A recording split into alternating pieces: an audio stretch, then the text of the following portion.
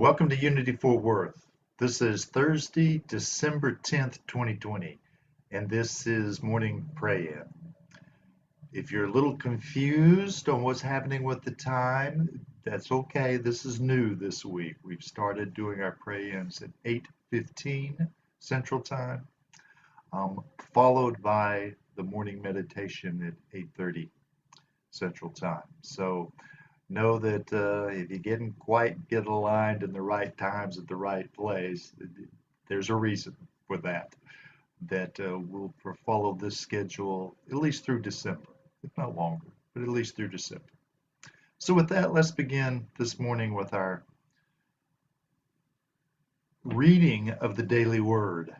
I put there in the chat for us that we can see where we can find daily word listed. And let's pull up daily word. And today's daily word is light. I am aglow with the light of God.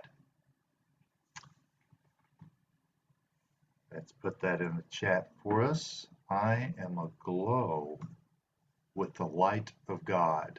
Let's repeat that together. I am aglow with the light of God. When life feels dark or full of clouds or shadows, I may find I crave warmth and brightness. During these times, I seek out tangible sources of light, reminders of my luminous nature. I may bask in the splendor of the sun or admire the shimmering stars. Maybe I will light a candle, finding in its soft light a healing balm, as radiance reminds me that I too am made of light. The light of God shines brightly within me. My soul is aglow, radiating like a beacon, a reminder of the sacred nature of this human journey and my place in it. Even at times when life seems dark, I remember the light of the divine endures for all people everywhere. And our verse today is from Isaiah 42:16. I will turn the darkness before them into light, the rough places into level ground. These are the things I will do, and I will not forsake them. And our affirmation again, I am aglow with the light of God. Together, I am aglow with the light of God. So our dictionary definition of light says that light is something that brings things, that makes things visible, that affords illumination. Yet Charles Fillmore tells us that darkness, the other side of that candle, so to speak, the other end, that darkness is the ignorance of the sense man, the absence of truth, the absence of life and light in consciousness, and that darkness represents undeveloped capacity. That undeveloped capacity is what darkness represents for us. I'm reminded of an Edgar Allan Poe quote here. Don't believe we're quoting the Raven here, but it says, deep into the darkness peering long, stood there wondering, fearing, doubting. And to me, that quote is a great clarification of darkness, because how much we stand and wonder, imagine and create that fear and that doubt in our world when we're in that darkness, when we're not in the light.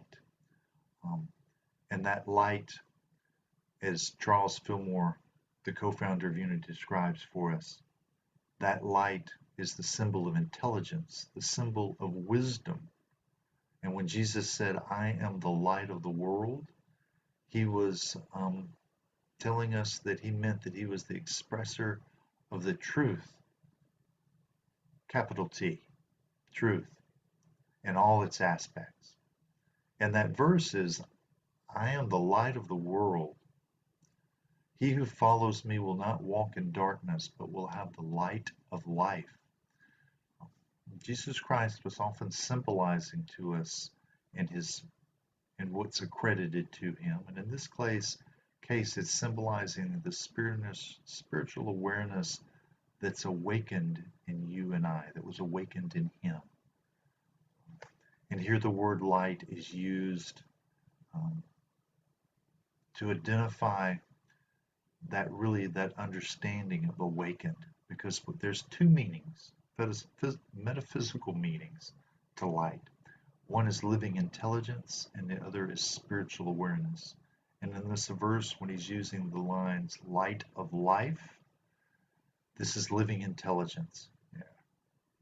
Let me see if I can add this for us. Get these both over here.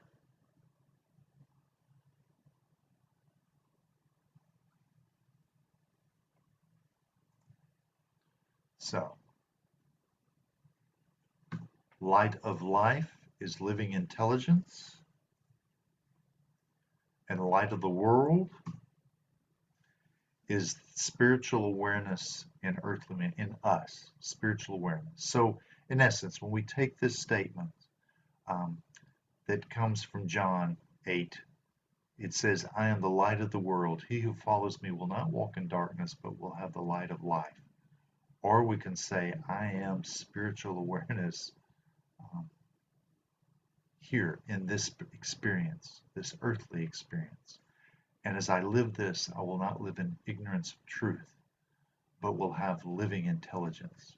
Or maybe even more simply, I could say, I live and express truth.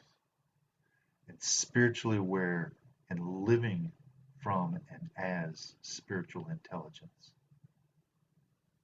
So this is something that Charles Fillmore told us, that he couldn't affirm too often the statement, I am intelligence, I am the light of the world.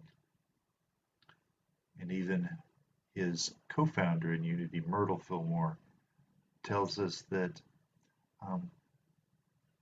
that yielding to our light, in other words, discovering, experiencing, living as the light that we are, means giving up the old concepts of our past. What are your old concepts of your past? What are the old beliefs that you hold about who you are, that you carry forward into the present and into the future, but all have their origins in the past? So it's giving up our old concepts of the past, forgetting ourselves and our human desires, and more aligning and rejoicing with this God creation that is all, that springs forth from life, light, joy, and service, that comes from us truly living from that place where we are living as the divine, not living as our hopes and dreams only in our humanness. She didn't tell us to ignore those and walk away from those, but to forget them as the primary source, to connect with that which is the primary, and that is source. And that when we do that, when we forget our desires and devote ourselves into this recognition of our divine self, that this moment and constantly, there's no limits to our strength, to what we have and the things that we can do. We become more fully who we are, and thus more fully capable of what our potential is. And that yielding ourselves here to Source, that we enter into this oneness, and it makes us receptive to all that the Source is, that we're more receptive to that. So in the essence, she was reminding us that life is God, life is divine Source, and that we're inseparable from Source, that we're one with Source, and that we're inherently divine, and that we're the offspring. She calls it the children of God, but think of it as the offspring of God. In other words, we inherit all that is of the Father. All that is of source in God is ours here. It fills our life. So when we say, I am the light of the world, and I'm living in that spiritual awareness and intelligence, that is fully and completely drawing upon and having the essence of the oneness, divine nature. In other words, there's a whole lot of potential there. There's a whole lot available for us. And it's refining and defining us that we are that which is available to us. Meaning that's what we take into the world. Maya Angelou tells us that nothing can dim the light that shines from within. And I think it's so much of what these statements today in the daily word are trying to tell us is that nothing can dim the light because we are the light, and the light is of source, is source.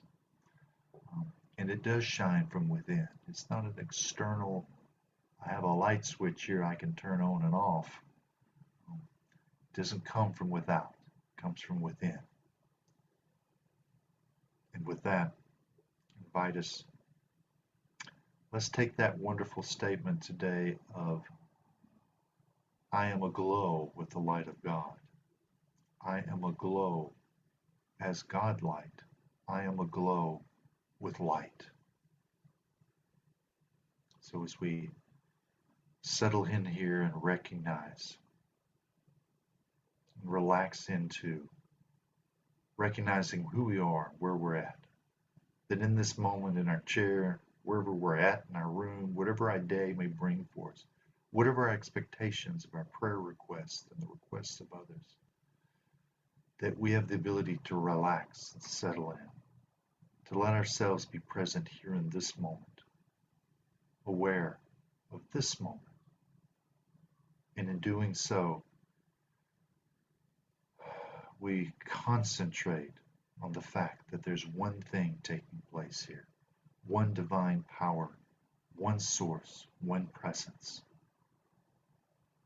And that the more I bring my awareness, the more that expands, deepens within me. The more I grow in this awareness that I too am this one power, one source, one presence. And that as I take this into the world, I realize the truth of who I am.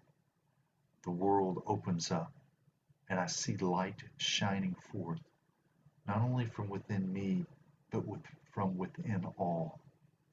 And the world is more awake, a more aware, a more intelligent, because it is divine awareness, divine intelligence.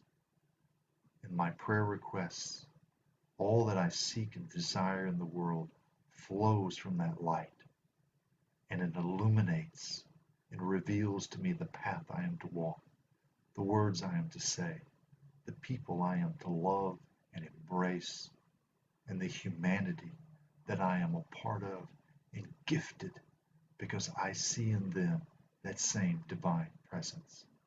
And in gratitude, I say thank you. Thank you for my awareness of my divine nature and that I am the light of the world. With that, thank you, and so it is. Amen. Join us at 8:15 next week for our morning pray-in. Stay tuned, because here in just moments, we'll have Denise Teague doing our morning meditation. So let me enter in here our website.